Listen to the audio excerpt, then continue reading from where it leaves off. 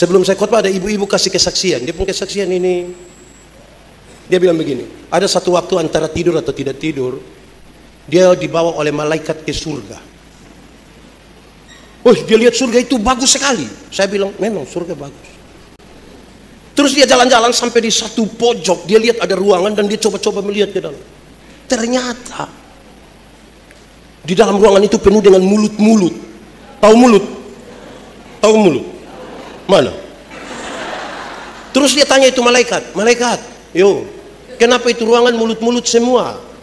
Terus malaikat bilang begini, oh, itu mulutnya pendeta-pendeta. Kok bisa mulut pendeta? Iya, pendeta-pendeta itu khotbah bagus jadi mulutnya masuk surga, kaki tangan di neraka, Bang.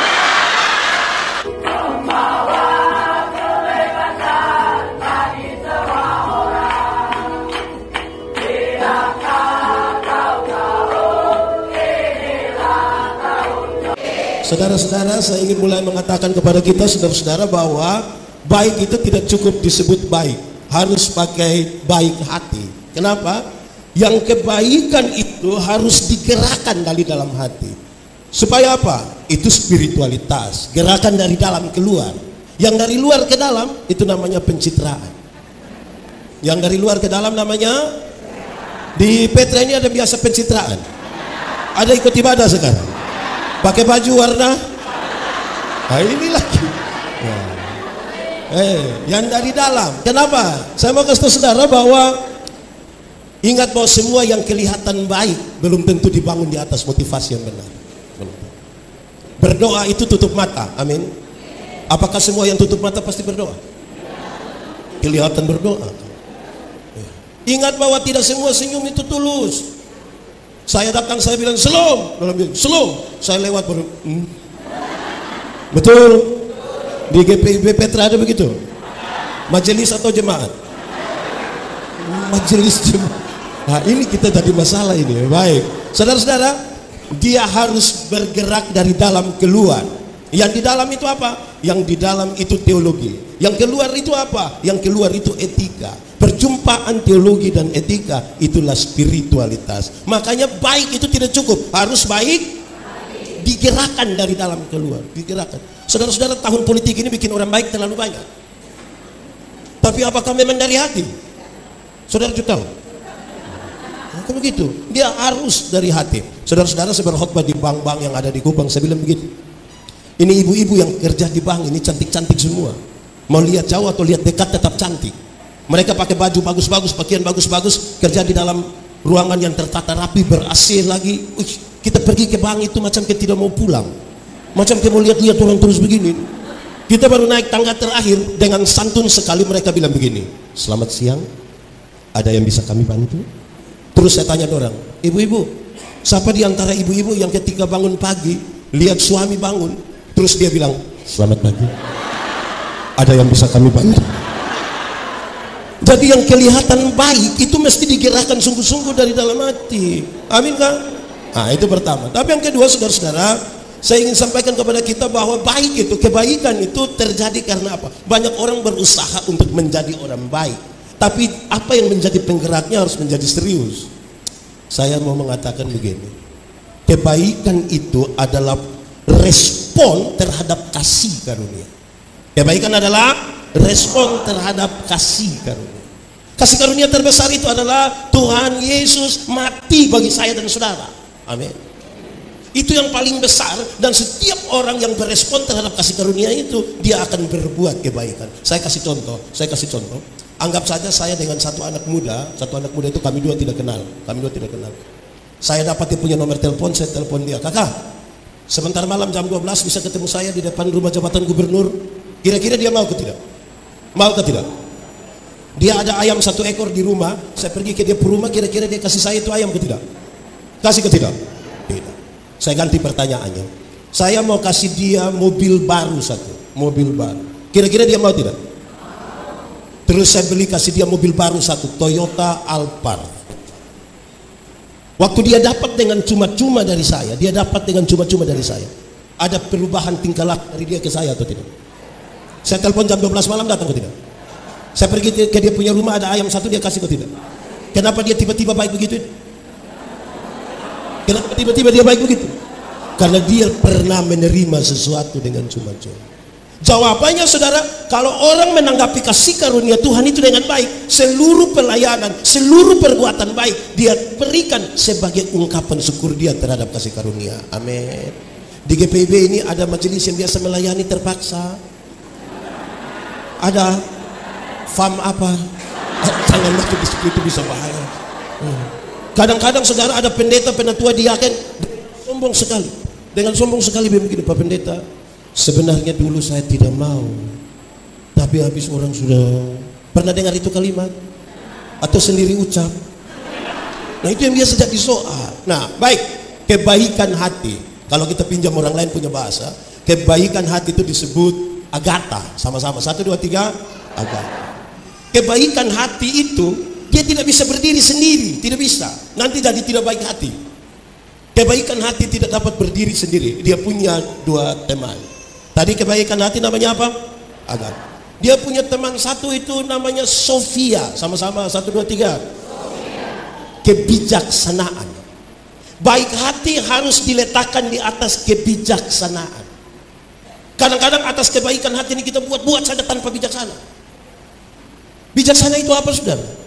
Bijaksana itu menggunakan seluruh kesempatan, talenta, karunia, semua yang ada pada kita, taruh pada waktu yang tepat dengan cara yang tepat. Itu bijaksana. Contoh. Waktu kita ibadah begini, ada anjing lewat sini, ada anjing jalan-jalan di sini. Semua kan tidak suka kalau anjing itu jalan-jalan di sini kan. Orang yang bijaksana dan tidak bijaksana dibedakan atas tindakannya. Sama-sama tidak suka ada anjing di sini. Yang bijaksana dia mengatur begitu rupa supaya tidak mengganggu ibadah. Anjing itu mesti keluar. Yang tidak bijaksana selalu, hus, siapa tuh anjing? Macam dia punya tuan saja. Jemaat. Di sini tidak ada jemaat. Jemaat. Seringkali sebuah persekutuan rusak itu bukan karena orang pintar tidak ada, bukan karena orang bagus tidak ada, bukan karena kurang bijaksana. Terjadi juga di GPIB, di Petra. Dia ada di sini, laki-laki atau perempuan? Ah itu tidak bijaksana. Saya mau tanya saudara, jemaat, pakai jas itu baik atau tidak? Baik, mantap. Tapi jangan pakai jas ke pantai, menjadi tidak bijaksana. Atau siapa di antara kita yang karena dia pendeta, terus dia mau ke pantai, dia bilang, aduh, tolong siap kasih saya jas. Kenapa? Saya ke pantai. Jangan. Saya ingat saudara-saudara ada satu waktu ada Natal di Kupang, saya diminta berkhotbah. Diminta berkhotbah di satu pantai Tablolong di Kupang Barat. Karena saya tahu saya bawa firman, maka saya pakai batik mahal, beli di Jakarta, kredit. Ya. Saya sampai di sana, ada 2 ibu lihat saya terus dorong, yang Pak Pendeta bisa bicara sedikit. Iya, kenapa? Ini pantai Pak. Iya ini pantai, saya tahu ini pantai. Terus di pantai masa Bapak pakai batik? Saya pikir betul, taruh dia pada tempat yang tepat. Itu bijaksana. Banyak kali saudara-saudara baik hati tidak bijaksana. Kita ini kadang-kadang lihat supaya ibu-ibu sekarang, ibu-ibu kasih makan anak umur 2 tahun itu susah atau gampang? Susah atau gampang? Lantas kita ikuti ya. Sudah kira-kira setengah jam kan kita mulai capek. Ini anak tidak bisa mengerti orang tua sedikit. Anak umur 2 tahun suruh mengerti dia pumama yang 40. Bijaksana. Yang bijaksana adalah kasih tahu dia baik-baik. Ini pembebasan sebenarnya. Ade, makan. Ayo makan. Nanti ada lapar, nanti sakit. Ayo makan. Bukan kasih tahu begitu. Banyak ibu-ibu bilang di pulang, makan. Allah. Itu om juga datang. Wow. Di sini ada yang biasa kasih takut anak kecil. Ada di sini dia. Coba tunjuk. Tidak bijaksana. Kadang-kadang kalau sudah lelah tidak mau kasih makan, orang tua yang paling gampang supaya buat anak-anak tenang teduh itu pakai apa? Di sini juga begitu. Seorang HP semua masalah selesai atau tambah masalah baru? Jadi kebaikan mesti ditempatkan di atas kebijaksanaan. Kalau tidak, satu persoalan kita rasa selesai, tapi dia menimbulkan persoalan. Orang tua, di sini ada orang tua? Ada yang punya anak masih di bawah 5 tahun? Masih? Kalau malam-malam itu anak belum bisa tidur, kasih tahu dia bilang,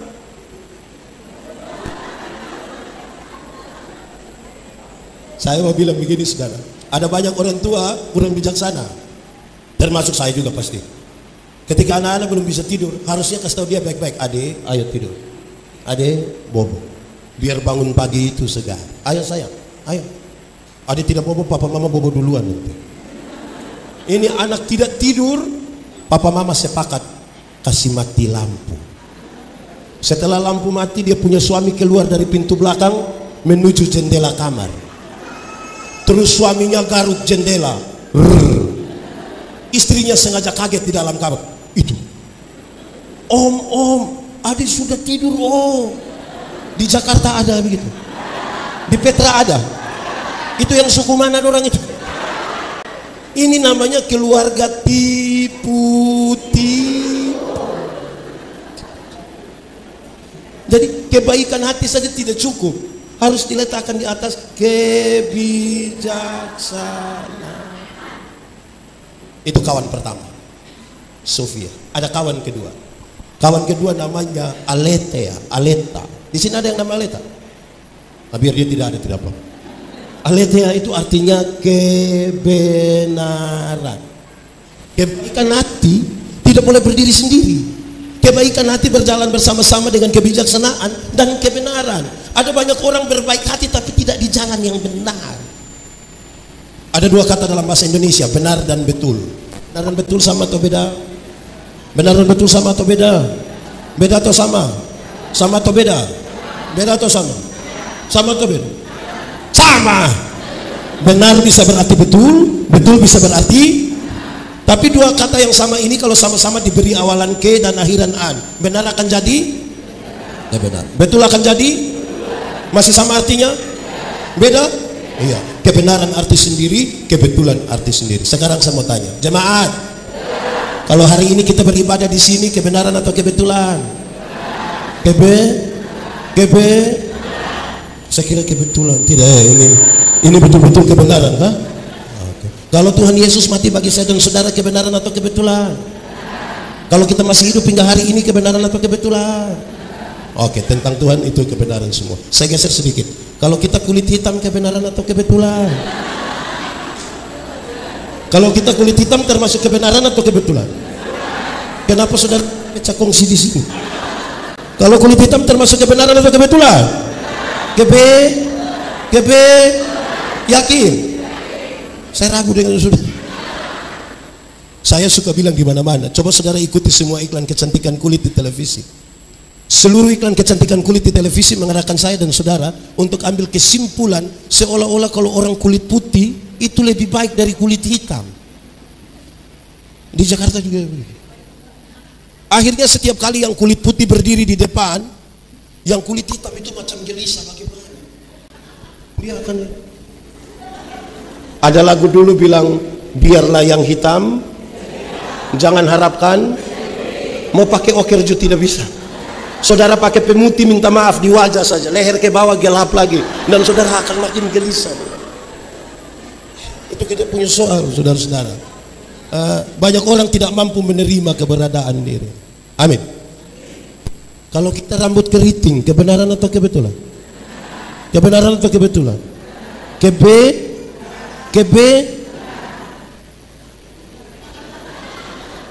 Saudara, coba saudara ikut seluruh iklan kecantikan rambut di televisi. Seluruh iklan kecantikan rambut di televisi mengarahkan saya dan saudara untuk ambil kesimpulan seolah-olah kalau orang rambut lurus itu lebih baik dari rambut keriting.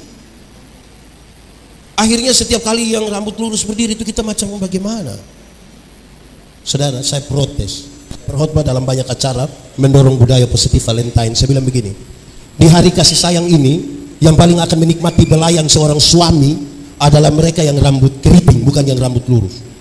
Yang keriting yang paling menikmati. Kok bisa begitu? Iya. Yang rambut lurus itu dibelahi tidak terlalu indah lah, tidak terlalu.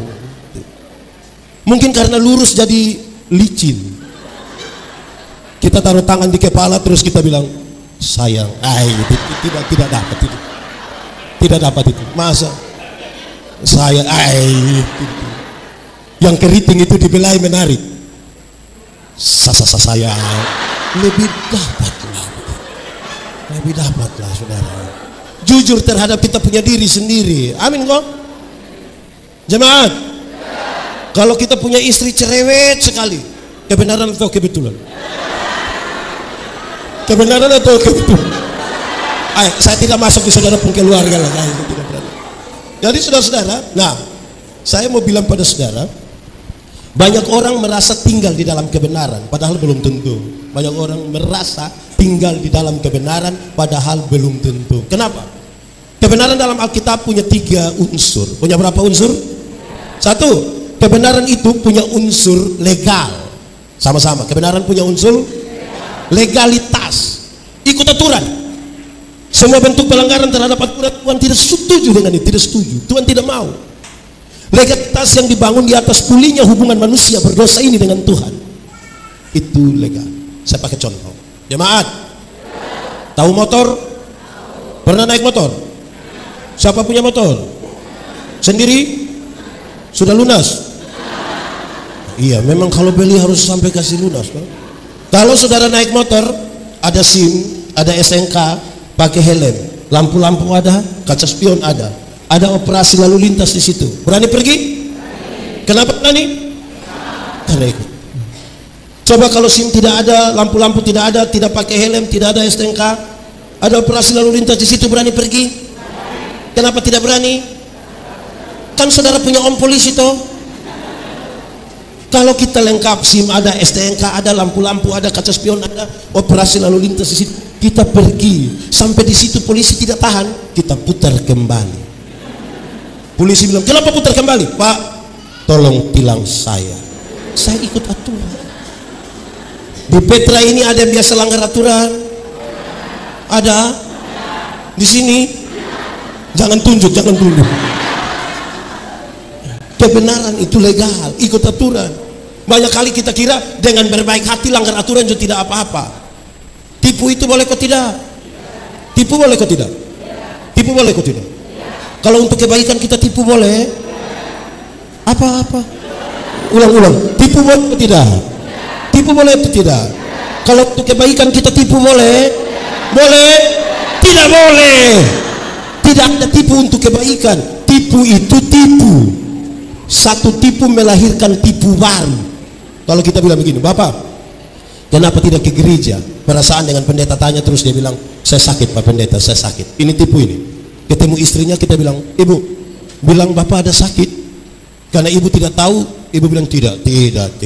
Kita ketemu dia, kita bilang, Bapak, ibu bilang Bapak tidak sakit.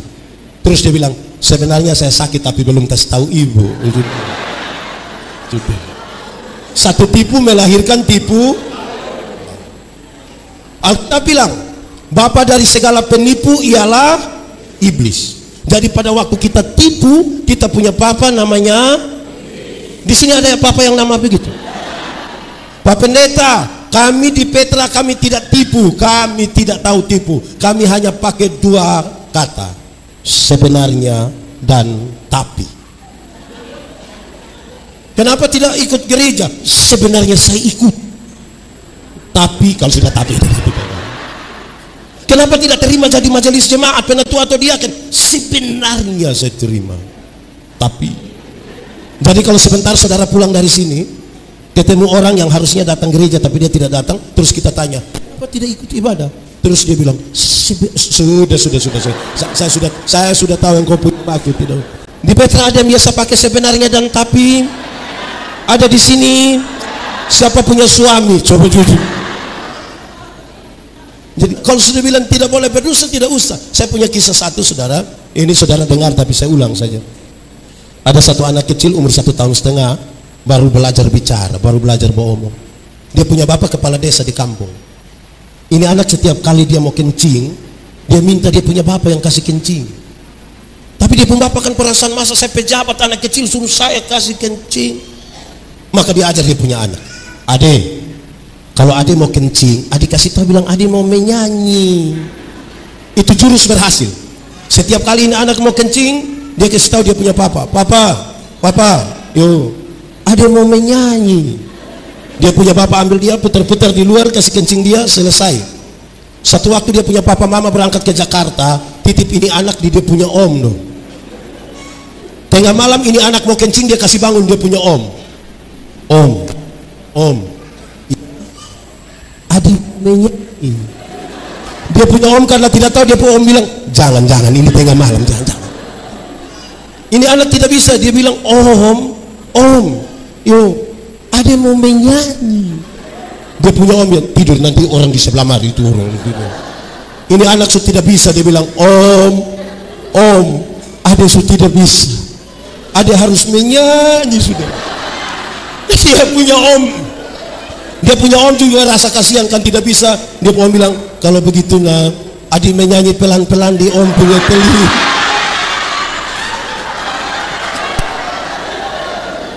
Ini anak bangun, dia kencing di dia punya om punya telinga.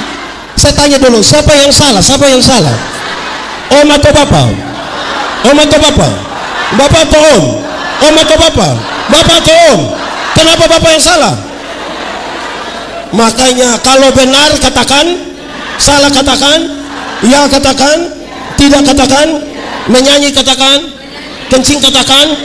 Berani engkau rubah sedikit, kan kasihan itu om. Kebenaran itu ikut aturan. Amin kau? Amin. Kedua, kebenaran dalam Alkitab itu punya dimensi moral. Punya dimensi apa? Moralitas.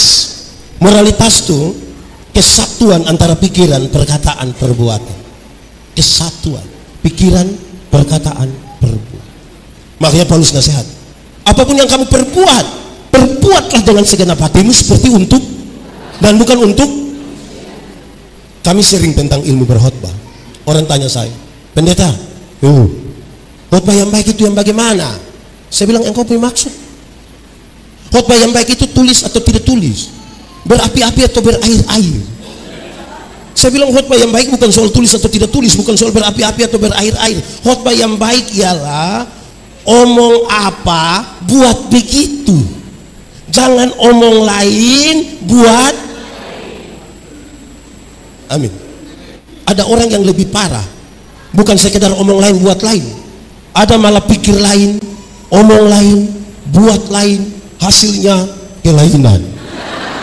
Jadi kalau saudara ketemu orang kelainan itu sinkron semua kan, pikirnya lain, omongnya lain, tindakannya. Di sini ada saudara-saudara, kadang-kadang kita ini bermasalah di situ. Saya mau tanya kita, ini bahan-bahan lama, saya mau tanya kita, kalau orang tolong kita terus kita bilang terima kasih, itu orang tolong kita terus kita bilang terima kasih, itu baik atau tidak? Yakin? Amin? Yes? Oke, begitu saya mau tanya, bapak-bapak mana, suami mana yang pagi-pagi ibu siap sarapan terus suaminya bilang, ibu terima kasih? Ada? Ada? Kok ibu tegas sekali ya? Ada? Saudara, kalau ada mantap lah. Ada banyak suami, istri siap sarapan tidak terima kasih. Tapi kalau istirahat kantor terus dia makan di warung, sudah bayar lagi, terima kasih lagi. Kadang-kadang dia janji itu, mbak, yo besok saya datang lagi, mbak. Di Jakarta ada begitu, di Petra ada, Fam. Saya mau bilang, saya mau tanya dong, yang enak saya pakai mic ini atau yang ini, saudara? Yang ini? Iya. Betul. Bapak-bapak, di sini tidak ada bapak-bapak. Bapak-bapak, coba sebentar pulang dari sini, ibu siap makan malam, coba bapak terima kasih sama ibu. Coba. Bisa? Yakin? Waktu ibu siap makan, terus bapak bilang terima kasih, itu ibu pikiran. Itu dia pikiran. Ibu punya pikiran itu mengerucut pada dua hal. Pertama, pasti ibu pikir begini, tidak tahu roh apa sudah naik di saya punya suami. Atau jangan-jangan yang kedua ibu pikir begini, jangan-jangan ini hari terakhir. Jadi dia tiba-tiba. Waktu kita soal moral ini. Atau yang kedua, saya mau tanya kita dulu, jemaat, mengalah itu baik atau tidak? Yakin? Amin. Yes. Kalau begitu saya mau tanya, setiap kali suami istri bertengkar, siapa mengalah duluan? Suami atau istri? Istri atau suami? Istri atau suami? Suami atau istri? Kita sama-sama tahu mengalah itu baik, tapi ketika bertengkar, dua-dua tidak mau mengalah. Malam papa tidur di emper dengan nyamuk. Kalau terpaksa tidur satu tempat tidur, suami hadap kiri, istri hadap, bicara atau tidak? Tahu juga. Bangun pagi istri tetap buat makan tapi tidak antar. Ibu siap kopi tapi tidak antar. Ibu panggil anak kecil satu, terus ibu bilang begini, kau antar kasih papa ya. Dia punya suami, terima di ruang tamu, suaminya bilang begini, mama yang suruh. Terus ini anak dari ruang tamu mau ke belakang, dia punya mama panggil, tadi papa bilang apa? Betul. Di Jakarta ada Petra. Coba yang ada di sini boleh jujur, angkat tangan saja, angkat tangan saja. Dan saudara-saudara, kita butuh hati yang luas untuk itu. Makanya kebenaran itu punya dimensi moral. Amin kak? Ketiga, kebenaran dalam Alkitab itu punya dimensi sosial. Apa? Sosialitas. Sosialitas itu kepekaan untuk turut mengambil bagian dalam penderitaan orang lain. Solidaritas. Kenapa Tuhan Yesus mau berkorban bagi kita? Karena dia solider dengan kita. Hei, hendaklah kamu berkasih kasihan. Kenapa? Karena Kristus lebih duluan. Solidaritas. Tapi saudara tahu, banyak orang Kristen bermasalah pada persoalan solidaritas.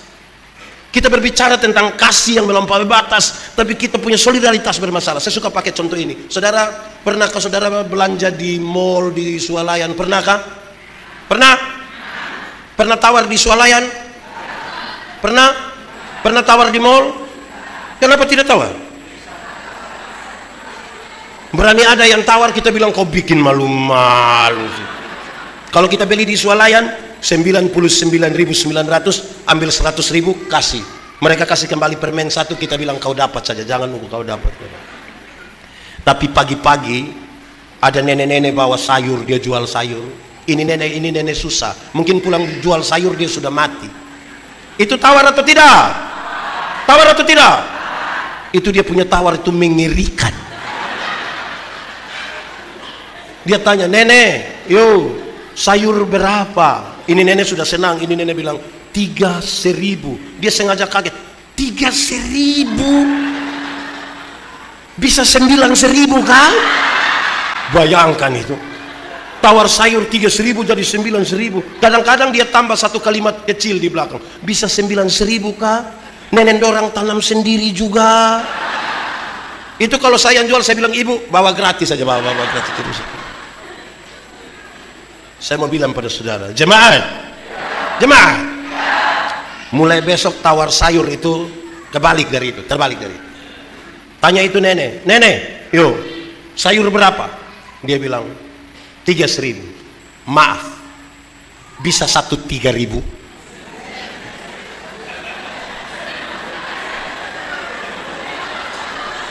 Kalau sampai bisa tawar sayur 3.000 jadi 3.000, hanya 3 kemungkinan.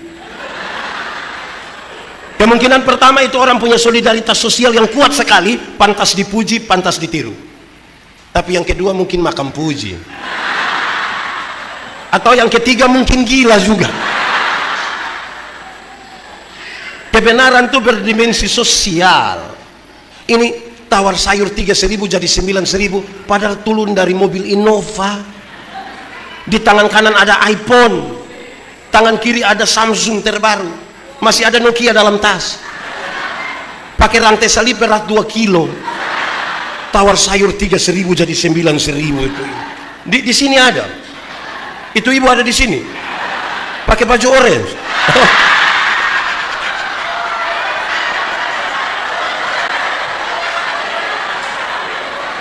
Tidak, yang orange di atas bukan yang di bawah. Nah, jemaat, itulah sekarang kita memahami kebaikan hati untuk menjaga ini persekutuan. Kalau tidak, saudara-saudara bermasalah. Dengan Tuhan saja kita suka hitung-hitung. Ada satu waktu, saudara, ada orang memberi persembahan begini. Terus saya bilang, Bapak, kenapa lipat itu tangan sampai model begitu? Dia bilang, Pak Pendeta, kalau tangan kanan memberi, tangan kiri tidak boleh tahu. Saya bilang, iya, tapi saya tahu. Pendeta tahu apa? 1000. 1000 jadi murid. Saya yakin kalau 100.000 sulit begini.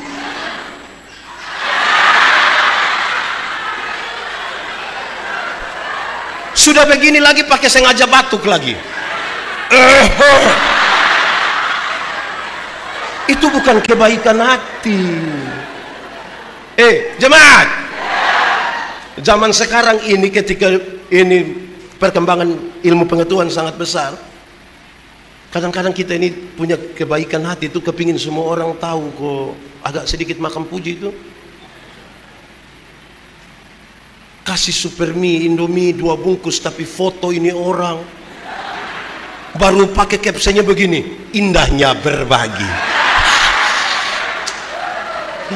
Di Jakarta ada begitu, ada di sini. Ibu-ibu atau bapak-bapak? Ada orang celaka, kita tidak tolong.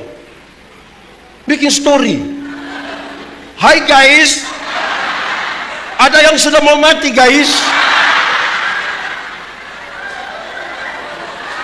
Habis story guys mati.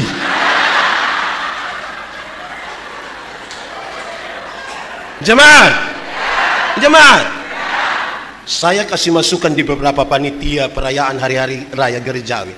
Saya bilang, anak muda, kalau kamu berikan diakonia, karena orang mau pasca atau Natal itu kan catat ini orang-orang tua lanjut usia toh. Terus mereka undang datang ke gereja, ada warta bilang begini, untuk para penerima diakonia supaya bersabar sebentar setelah ibadah ini. Yang sehat-sehat semua sudah pulang, baru kita kasih tinggal yang nenek-nenek tua sakit-sakit. Baru panitia panggil satu persatu. Nenek Manobe jalan begini. Naik ini tangga, terus kan nenek ada susah ini. Dikasih kantong plastik merah isi beras, isi segala macam. Kan nenek terus bilang, nenek kita foto dulu, nenek kita foto dulu. Saya mau tanya, kalau misalnya antar ke rumah bisa tidak? Antar ke rumah bisa tidak? Untuk kepentingan dokumentasi fotonya di rumah bisa? Lalu kenapa panggil nenek Manobe datang di sini? Saya punya nenek, ada apa-apa saudara tanggung jawab. Jadi kebaikan hati itu diatur dengan baik. Amin kah? Amin. Makanya harus digerakkan sungguh-sungguh dari hati. Jemaat, program gereja yang saat ini paling besar apa? Pembangunan. Pembangunan apa? Yang mana? Sudah habis? Kenapa belum habis? Itu pertanyaan penting. Saya mau tanya, saudara tidak usah angkat tangan. Saya mau tanya, ada yang punya rumah pribadi? Ada? Bukan warisan pribadi. Yang bangun sendiri ada? Ada. Yang aneh dalam persekutuan berjemaat adalah waktu masing-masing orang membangun rumahnya sendiri bisa. 1 kakak bangun satu rumah bisa, tapi 1000 kakak membangun satu rumah tidak bisa. Ada yang salah di kita soal kebaikan hati. Ada yang salah. Masa sendiri bangun rumah bisa? Kita semua bangun satu rumah tidak bisa? Apa? Kenapa lihat saya?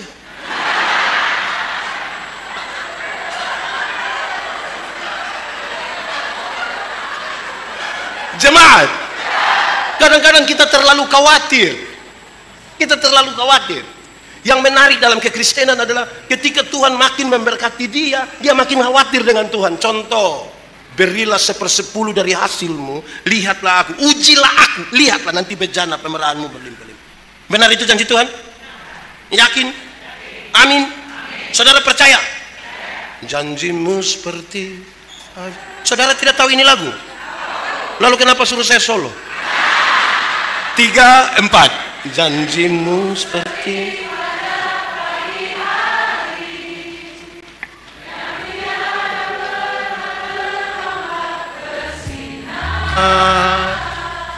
Cintamu seperti sungai yang mengalir,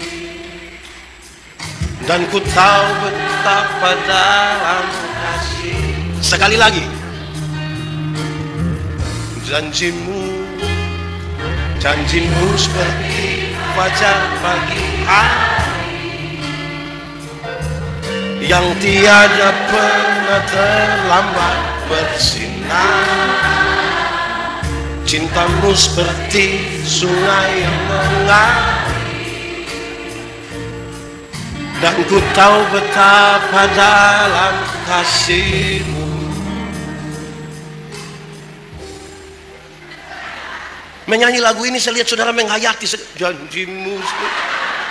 Tapi saudara tidak meyakini janji Tuhan. Contoh, kalau 10.000 per puluhan berapa? Kasih. Pasti kasih. Hanya 1.000 yang dia. Tuhan kasih naik 100.000 per puluhan, masih kasih? Kasih. Hanya 10.000 kacang-kacang. Tuhan kasih naik 1 juta per puluhan berapa? Masih kasih? Kasih kok hanya 1 lembar. Tuhan kasih naik 10 juta per puluhan berapa? Waktu perpuluhan 1 juta masih kasih? Masih kasih? Kenapa mulai beda pendapat? Perpuluhan makin besar kan kita makin khawatir. Ambil 1 juta di tangan kiri, 9 juta di tangan kanan, dia lihat ulang-ulang begini. Lihat 2-3 kali terus dia bilang, Tuhan juga mengerti. Tapi menyanyi bilang, janjimu seperti pencitraan. Masa tidak bisa bangun rumah satu? Dia punya soal adalah kebaikan hati kita tidak kelola dengan baik. Jemaat, kalau semua orang punya kebaikan hati di ini jemaat Petra, dengar, orang tua dulu bilang begini. Kalau satu orang bermimpi itu hanya mimpi, tapi kalau kita semua bermimpi bersama itu kenyataan. Orang tua dulu mengatakan lebih dari itu. Untuk apa kita tidur satu tempat tidur tapi dengan mimpi-mimpi yang berbeda? Lebih baik kita tidur tempat tidur yang berbeda tapi dengan mimpi-mimpi yang sama. Enak. Lebih baik saya ulang ini kalimat. Hafal. Bikin status. Tandai saya. Untuk apa kita tidur satu tempat tidur yang sama tapi dengan mimpi-mimpi yang... Lebih baik kita tidur tempat tidur yang berbeda tapi dengan mimpi-mimpi yang...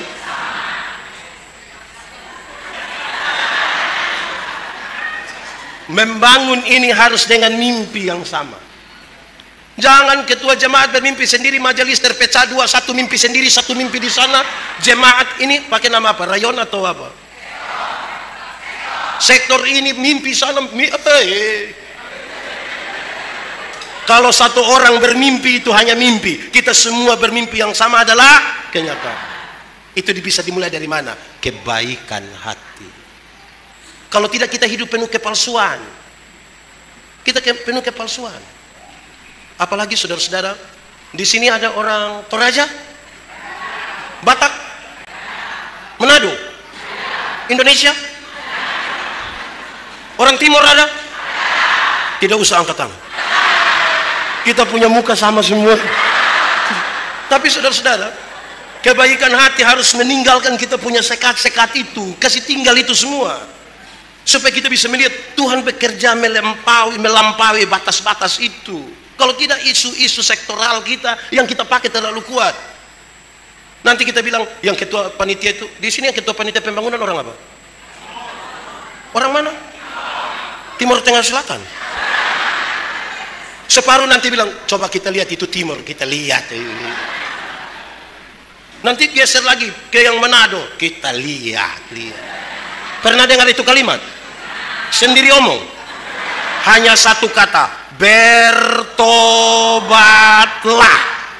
Kalau tidak bertobat minimal berobatlah. Itu sakit, itu sakit berat.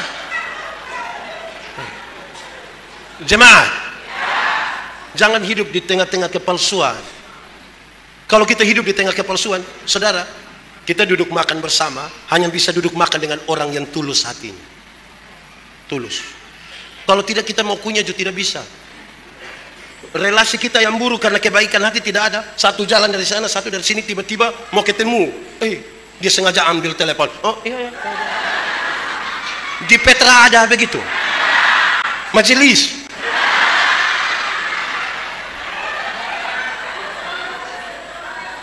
Kalau ada hanya satu kata, apa itu? Bertobat. Kalau tidak bertobat minimal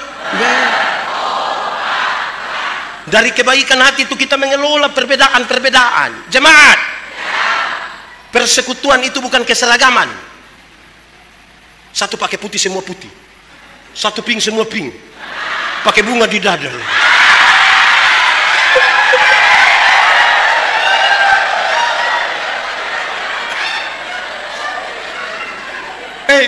Saudara, saya mau tanya, yang Irian tadi itu paduan suara apa yang merah? Yang itu tuh perempuan kah?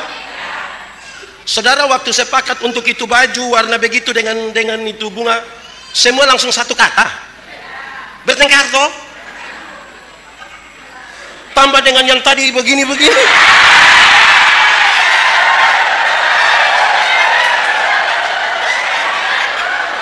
Itu kan butuh perbedaan yang dikelola. Amin.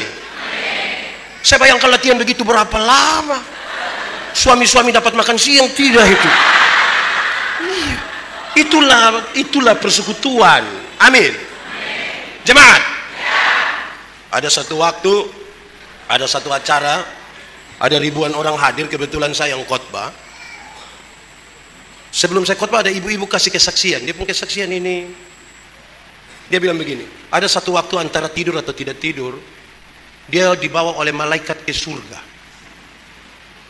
Oh, dia lihat surga itu bagus sekali. Saya bilang, memang surga bagus. Terus dia jalan-jalan sampai di satu pojok, dia lihat ada ruangan dan dia coba-coba melihat ke dalam. Ternyata di dalam ruangan itu penuh dengan mulut-mulut. Tahu mulut? Tahu mulut? Mana? Terus dia tanya itu malaikat, yo, kenapa itu ruangan mulut-mulut semua? Terus malaikat bilang begini, oh, itu mulutnya pendeta-pendeta. Kok bisa mulut pendeta? Iya, pendeta-pendeta itu khotbah bagus jadi mulutnya masuk surga, kaki tangan di neraka, Bang.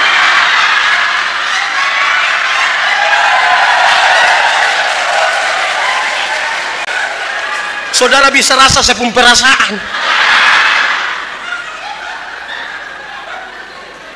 Waktu mau khotbah saya bilang, ibu, kita dua selesaikan yang tadi. Saya bilang, ibu tahu pisau? Dia bilang tahu. Coba ibu ambil pisau, iris ibu punya jari kelingking. Waktu darah mulai keluar, coba ibu bilang ke itu jari, bilang rasa. Bisa? Alkitab bilang begini, kita satu tubuh. Mata karena dia mata, dia tidak lebih penting dari telinga. Kaki tidak lebih penting dari tangan. Siapa yang malam-malam ketika perut sakit mau pi WC, terus kaki bilang di perut, maaf, pergi sendiri. Bisa? Tidak bisa. Pergi semua kan? Betul atau tidak? Alkitab bilang, ketika tangan terluka, mata ikut menangis. Dan ketika mata menangis, tangan melap. Sudah, yang penting saudara mengertilah. Supaya kita lihat kesatuan. Amin. Di GPIB Petra ini ada yang suka pikir sendiri-sendiri, kerja sendiri-sendiri. Ada. Orang apa?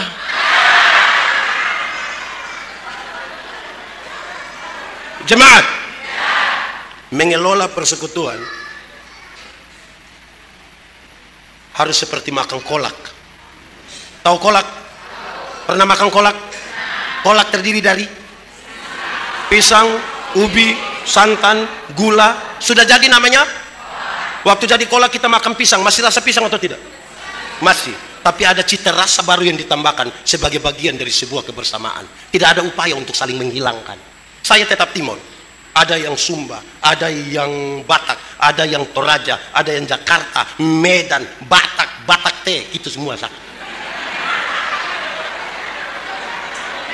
Ada satu kampung di Kupang namanya Batak T, Kupang Barat itu. Iya toh, tidak ada upaya saling menghilangkan. Tidak boleh ada orang Indonesia Barat merasa lebih baik dari Indonesia Timur. Karena kita tidak pernah memilih, tidak pernah.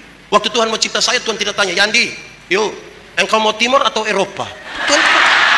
Tuhan langsung jawab. Betul kok tidak? Di GPI sini, GPI, apalagi GPIB, ada yang suka kasih isu-isu suku itu ada. Kenapa dia? Supaya kita bersatu. Saudara lihat, kolak itu, pisang, ubi, segala macam berkumpul di satu tempat. Amin. Tidak ada upaya saling menghilangkan. Bisa berkumpul. Bukan kita mau makan kolak, nah kita makan pisang di sana, pindah makan ubi di sana, pindah minum santan di sana, baru terakhir duduk di atas kompor di sini. Kan tidak. Berkumpul semua menjadi satu kan? Jangan kelola persekutuan itu seperti minum kopi. Tahu kopi? Pernah minum kopi? Kopi terdiri dari kopi, gula, air. Sudah jadi namanya? Lalu yang lain punya nama? Kopi itu terlalu egois. Kita semua tapi nama dia, kita semua tapi nama dia. Terlalu bikin diri inti. Di Petra Adem biasa bikin diri inti. Jangan tunjuk dia. Jemaat, tahu tembok? Pernah lihat tembok? Yang mana? Oh ini. Tembok terdiri dari pasir, semen, air, batu. Waktu dia sudah jadi begini, pasir kelihatan. Karena dia tidak kelihatan, mari kita sepakat kita garuk semua pasir. Jemaat, dalam sebuah persekutuan, saudara mungkin tidak kelihatan, tapi bukan berarti saudara tidak penting. Kita semua menjadi penting. Dalam sebuah kebersamaan, saudara mungkin kelihatan karena badan besar, tapi bukan berarti orang lain tidak penting. Amin. Itu harus dimulai dari kebaikan hati supaya kita menerima. Saudara bayangkan, ini bapak-bapak yang di rumah semua harus dengar kan? Saya di rumah kan istri anak-anak harus dengar. Pak pendeta di rumah harus istri anak dengar. Bapak sekretaris di rumah harus istri anak dengar. Majelis yang bapak-bapak di rumah istri anak dengar. Kita semua yang harus orang lain dengar, kami yang duduk rapat, yang harus masing-masing didengar. Tanpa kebaikan hati, tanpa kerendahan hati, kita baku pukul. Saya kalau sudah kiri-kiri betul. Bapak pendeta, saya kalau baik lebih baik dari malaikat. Tapi kalau saya sudah marah, Lucifer juga kalah. Ini apa ini? Pernah dengar itu kalimat? Sendiri omong. Nah, itu pertama. Ini khotbah belum habis, masih panjang. Kata pertama, kebaikan hati, yang dimulai dari respon terhadap kasih karunia, supaya kita bukan pencitraan, tapi sebuah spirit yang kita kasih. Kedua, kesetiaan. Sama-sama 1, 2, 3. Yang setia boleh angkat tangan. Yakin? Mantap. Setia, setialah. Setia sampai mati. Seperti sambil tepuk tangan. Apakah balasanmu untuk kasih setia? Setia, setia, setia. Jemaat, Gemit GPIB itu tidak terlalu beda toh, kan kita gereja saudara toh. Begini-begini kita bersaudara toh. Saudara mau mengaku saya sebagai saudara? Bisa tanggung sepuh hidup. Anggota CD dan presbiter, majelis jemaat, penatua diaken, waktu diperhadapkan dalam kitab pun tata ibadah kan tanya, apakah jawabmu? Kita biasa jawab dengan ya. Ya. ya dan percaya segenap hati itu berkaitan dengan ya, saya berani bicara begitu di hadapan Tuhan dan jemaatnya karena saya benar-benar percaya. Tapi yang kedua artinya adalah saya menjawab ya untuk masuk dalam persekutuan. Banyak yang jawab ya habis hilang. Di GPIB juga ada begitu. Yang ya habis hilang ada. Saya mau tanya dulu jemaat, kenapa di ibadah hari ini mama-mama lebih banyak dari bapak-bapak? Ini mama janda semua.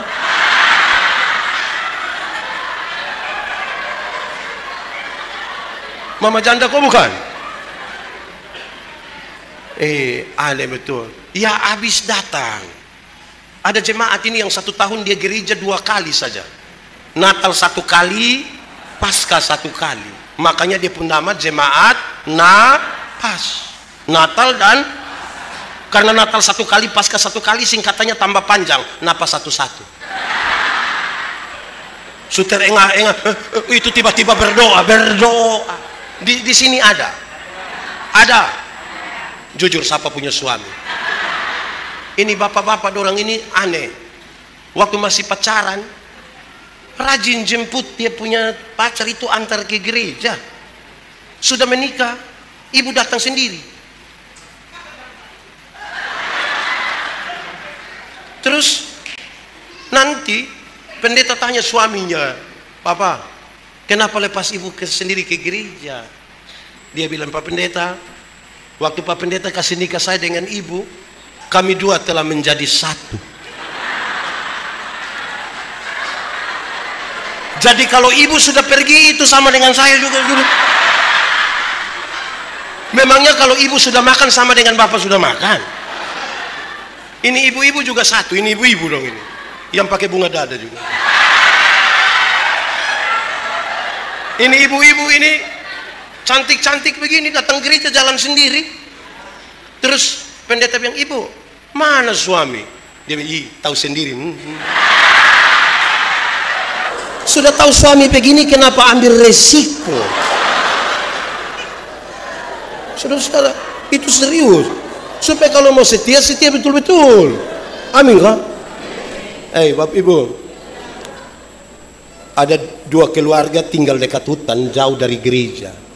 Yang satu punya anak perempuan, satu punya anak laki-laki. Yang punya anak perempuan datang kasih tahu yang laki-laki, "Kakak, hari-hari Minggu begitu kakak tolong jemput adik perempuan antar ke sekolah Minggu dulu." Dia hari Minggu jemput.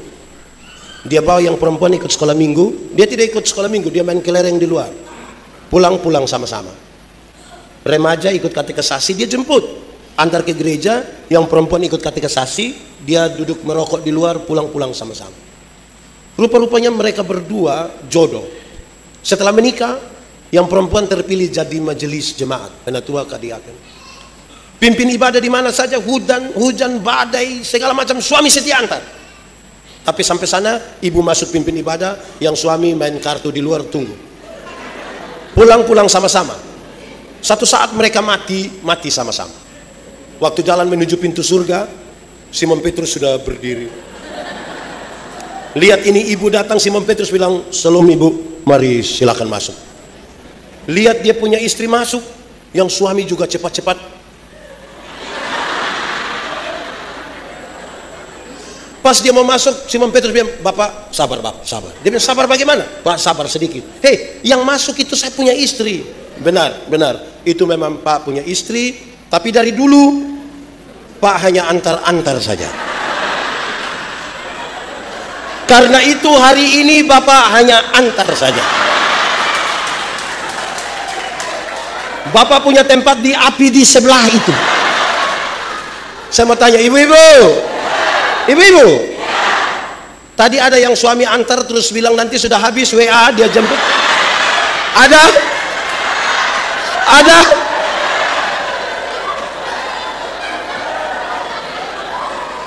Kalau ada, pulang kasih tahu suami, ada salam dari Simon Petrus.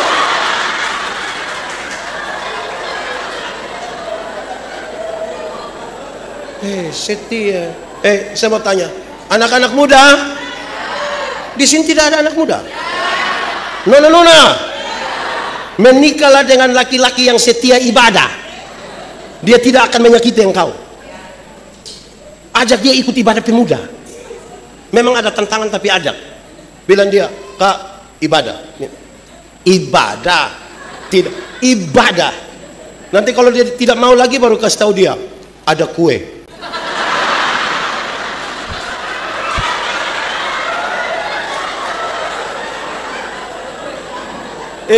Kalau dia tidak setia dengan Tuhan, dia tidak akan pernah setia pada pasangannya. Orang yang tidak setia, makin setia seseorang dengan Tuhan, dia setia kepada orang-orang yang ada di sekitarnya. Amin. Jangan harapkan dia punya les di sini. Jangan harapkan. Satu saat itu les tidak ada, kosong semua, tidak akan ada. Dia harus rajin beribadah. Amin. Jemaat, kesetiaan adalah komitmen sehari demi sehari. Bukan bilang dulu saya paling setia. Dulu apa? Sekarang. Dia komitmen sehari. Kesetiaan berkaitan dengan janji untuk diri sendiri, orang lain, dan melibatkan Tuhan. Itu proses terus. Setia. Saudara, setia itu membutuhkan kita punya sesuatu yang lebih. Dan yang lebih itu adalah kasih. 1, 2, 3. Yang lebih adalah kasih. Hafal. Kasih ialah. Omong. Ulang. Kasih ialah. Kebaikan. Tidak terpatahkan oleh apapun. Tidak akan berubah menjadi kebencian. Ulang-ulang. Kasih ialah. Kebaikan. Tidak terpatahkan oleh apapun. Tidak akan berubah menjadi kebencian. Dengar, rujukannya jelas. Karena begitu besar kasih Allah akan dunia ini. Apakah Tuhan Allah mengasihi dunia? Apakah dunia mengasihi Tuhan Allah? Lalu apakah karena dunia tidak mengasihi Tuhan Allah berhenti mengasihi dunia? Apakah Tuhan Allah membenci dunia? Saudara lihat, kasih tidak terpatahkan. Supaya jangan ada orang bilang begini, Pak, saya terlalu hargai Pak, tapi waktu saya lihat Pak sifat asli begini, maaf. Itu bukan kasih, egois. Kalau engkau hanya bisa mengasihi orang yang berbuat baik kepadamu, apakah jasamu? Karena orang berdosa pun melakukan itu. Jemaat, yang paling gampang untuk memahami ini, ibu-ibu. Ibu-ibu, melahirkan itu sakit atau tidak? Terlalu sakit. Mau melahirkan normal atau abnormal tetap sakit. Sesar itu kan abnormal. Waktu ibu sakit melahirkan, kan suami hanya dari luar taruh tangan di kepala baru bilang, Yesus, tidak tolong kan? Sudah bilang Yesus lah, dia bayangkan, kira-kira ini anak muka seperti siapa? Sakit. Sekarang coba kasih tahu anak-anak. Anak-anak, waktu kamu baru lahir kamu tidak tahu apa-apa, kamu hanya bisa menangis. Waktu kamu menangis, orang tua itu pikir kamu kalau bukan basah pasti lapar. Anak-anak punya jam tidur, orang tua punya jam bangun. Orang tua punya jam tidur, anak-anak punya jam. Akhirnya banyak orang tua tidak tidur gara-gara anak-anaknya. Jam 2:30 subuh masih begitu. Betul? Di tengah situasi sempoyongan tidak tidur ini, seringkali ibu-ibu dipaksa lagi menjadi penyanyi. Makanya kadang-kadang ibu-ibu punya lagu sulit dipertanggungjawabkan. Kalau tidak bobo digigit, padahal justru kalau anak bobo itu baru nyamuk gigit. Kalau anak ada lari-lari, nyamuk mana gigit dia? Anak-anak, orang tua ajar kamu bicara satu-satu suku kata. Ma, pa. Tapi ketika mereka mulai remaja, pemuda, ada suka bicara dengan orang tua? Ada suka bicara dengan orang tua? Orang lebih suka bicara dengan handphone. Sekarang pertanyaan terakhir bagi orang tua, kenapa kasih makan dorang? Kenapa kasih makan dorang? Coba. Karena apa? K-A-S-I, kasih. Anak-anak, orang tua ajar kamu jalan satu-satu langkah, pegang di tangan terus bilang ta, T, jalan belakang. Tapi ketika orang sudah remaja, pemuda bisa jalan sendiri, suka jalan dengan orang tua? Lebih suka jalan dengan? Pertanyaan terakhir, kenapa kasih makan dorang? Orang tua bilang begini, anak, asal engkau mau sekolah tinggi, biar kami ikat perut tidak apa-apa. Betul? Anak-anak, orang tua kalau sampai bilang ikat perut bukan berarti mereka mau pakai stagen. Tapi mereka utang demi anak-anak mereka. Masih sekolah, orang tua utang untuk sekolah. Iya ini. Tapi kirim dong sekolah di Jakarta, ada telepon orang tua. Sering telepon.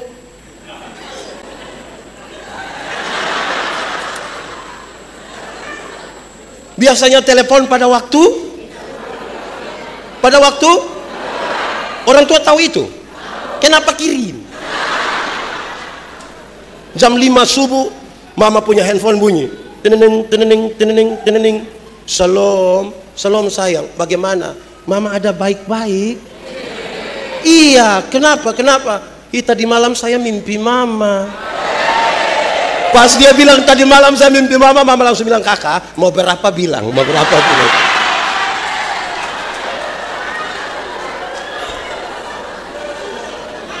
Tidak pernah telepon orang tua, tapi pas wisuda pulang bikin syukuran di rumah, baru minta dia bawa sepatah kata. Belum bicara langsung, suruh diam. Jemaat, orang tua bila saya bilang begini, busuk-busuk juga itu kita punya anak. Betul? Itu yang saya mau tanya orang tua dong, kenapa bilang kami busuk? Kasih yang bisa buat orang setia bahkan di waktu dimana penerimaan itu tidak ada lagi. Amin kah? Ini setia-setia semua. Ada satu waktu satu keluarga merayakan ulang tahun pernikahan yang ke-30. Waktu mau berdoa, pendeta bilang, Pak, Ibu, kita mau berdoa untuk ulang tahun pernikahan yang ke-30 daripada Ibu. Bolehkah masing-masing mengucapkan beberapa kalimat? Yang istrinya masih bicara, yang suami tidak bicara. Dia menangis sejadi-jadinya, dia peluk istrinya buat. Setelah doa, pendeta tanya, Pak, tadi Pak menangis, kenapa? Dia bilang, 30 tahun lalu ketika kami ada pada pernikahan, kami dikelilingi oleh hal-hal yang luar biasa. Orang memanggil kami ratu dan raja, kami panggil sayang, kami pakai baju yang bagus, kata-kata indah, penuh cinta. Itu 30 tahun lalu. Tapi ternyata cinta yang sesungguhnya terjadi ketika penerimaan itu ada. Waktu saya sakit hampir mati dan sudah tidak ada daya, istri masih ada di samping dan mengurus. Itu cinta. Dia setia Pak, padahal bagi banyak orang kasih tinggal sudah mati. Penerimaan, kasih yang bisa buat orang melakukan. Jadi kalau tema kita bilang kasih itu is the best, memang benar. Karena dia yang akan mengelilingi kita. Kenapa lihat saya? Hai, saya mau kasih tahu, anak-anak,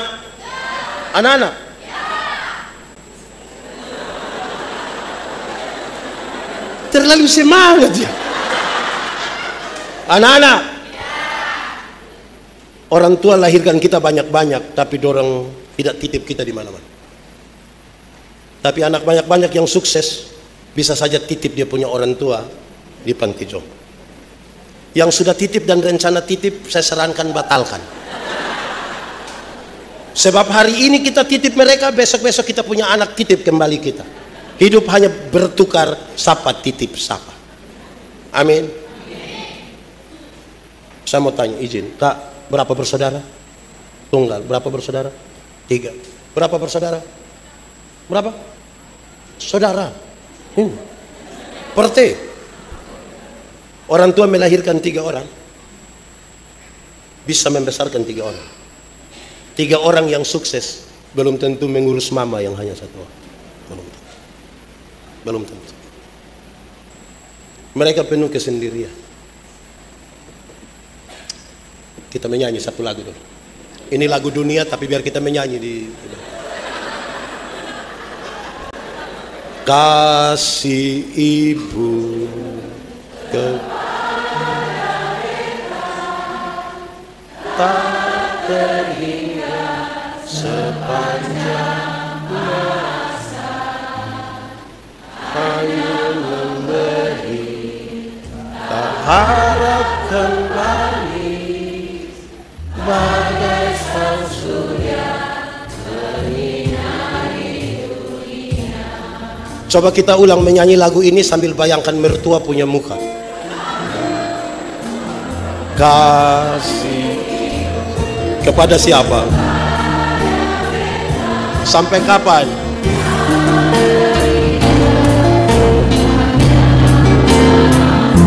Hanya apa? Harap kembali atau tidak? Seperti apa?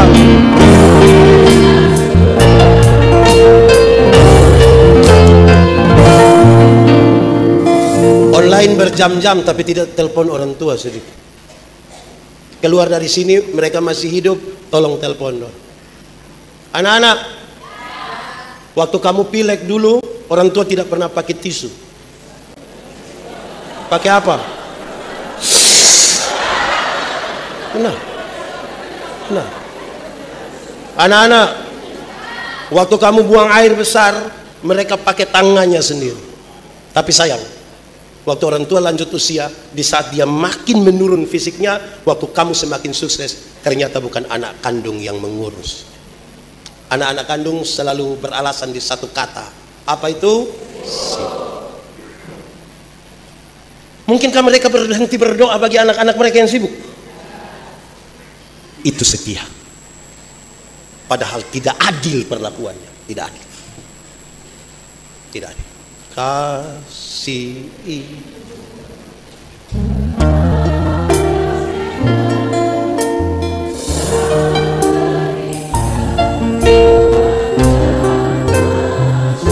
Hanya apa?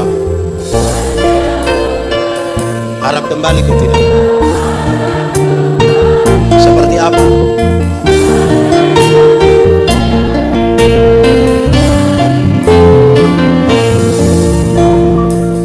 Itu kekuatan kesetiaan itu. Tapi dia punya landasan-landasan yang butuh kita pakai. Jangan kasih harapan palsu sia-sia. Orang yang setia akan pada akhirnya kekristenan itu sebuah nilai yang dilahirkan pada tindakan. Dia bukan kata-kata yang membuat saudara bisa senang dan mendengar. Nilai yang dilahirkan pada tindakan.